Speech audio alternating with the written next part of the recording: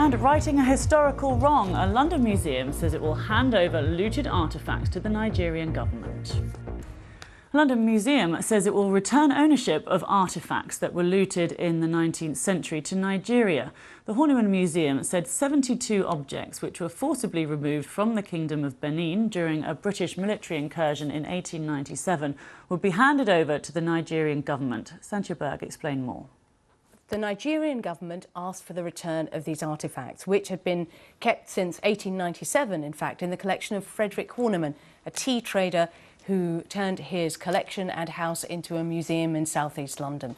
So the Nigerian government made the request for the return of these artefacts, bronzes and other artefacts of ivory and brass.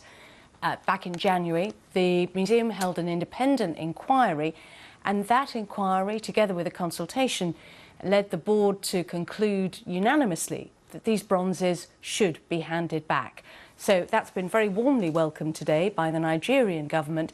And it's interesting because what it means is the largest collection of Benin bronzes. Others are going to be handed back. Some are already, those are the announcements made by Oxford and Cambridge. But the very largest collection of bronzes is, of course, at the British Museum, which holds over 900 of these artefacts which were looted from the city of Benin in 1897. Museums around the world have some of these artefacts too, and they've all agreed to transfer ownership. It's not clear whether the government in Nigeria wants to actually move them to Nigeria immediately or whether it would take some time.